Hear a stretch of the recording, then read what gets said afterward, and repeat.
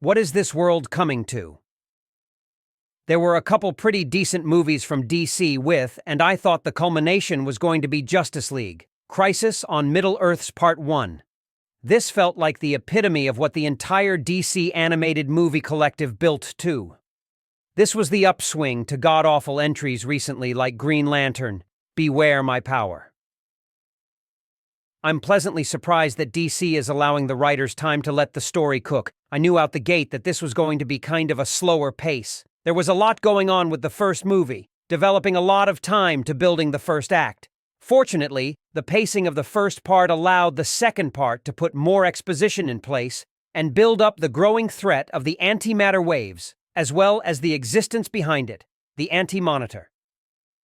Part 1 had a great boots-on-the-ground feel, and Part 2 complements it with a more God's-eye view of everything going on. With Crisis on Middle-earth Part 2, the story starts on an Earth that lost their Batman, so Earth 2 gets a new one. After this short story where the adopted Batman on Earth 2 gets saved by his adopted family.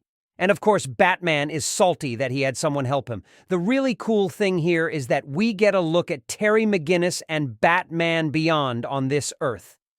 I am a man who is happy with very simple things. This leads to the main narrative of Part 2. I'm a little confused here, but I think that the beginning of Supergirl's story here is either a retconned introduction from when she was introduced originally in the Tomorrowverse, or it's an introduction to an alternate version of her. There isn't a lot to go on here, so I just roll with it. You can tell that Supergirl is the main point of this movie because all throughout, she is front and center of everything. Even though she was still the focus of Legion of Superheroes, it still feels like something fresh, because it isn't Batman or Superman. The ancillary plot dealt with Charles Halstead using his powers as Psycho Pirate to manipulate an old man who, I assumed was Dr. Fate, into something. You know, I will never not think Psycho Pirate is a great name. The scene ends with Psycho Pirate getting Dr. Fate's ability to jump between realities. Be prepared for this. There's going to be quite a bit of power gifting and borrowing throughout. Ultimately, Psycho Pirate's story gets really boring throughout the middle of the story, until he gets brought into the plot of the Monitor trying to keep the multiverse alive. If you've read Crisis on Infinite Earths, you know where Psycho Pirate's story goes, ultimately being vain enough to be enticed to have an entire universe for his machinations. The being known as the Anti-Monitor persuades Psycho Pirate to completely screw up Monitor's plan, sending Supergirl into a rage. Not to mention, he also projects rage down to the Earths, still under the protection of the collective multiversal Justice League. The pacing was a lot slower because you had a lot of story to get through. From Harbinger continuing to recruit people, to the story of Monitor finally gaining empathy and motive, it felt like a great juxtaposition to the action-filled first movie. The dialing down of the action until the final act of Part 2 give us time to digest the more cosmic side of this.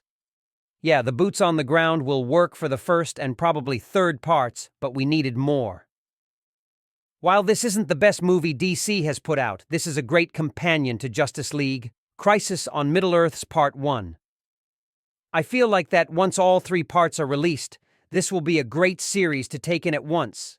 I know some people will take this slower, more plodding movie and get turned off because there was little to no fighting or action until the last 15 minutes of the 90-plus minute movie. Ultimately, Justice League, Crisis on Infinite Earths. Part 2 was a great watch. It was 93 minutes of movie that felt about 40. We got enough story to remedy the decent lack of story and background that was missing from Part 1. Just keep in mind that Justice League, Crisis on Infinite Earths Part 2 is a part of a greater whole.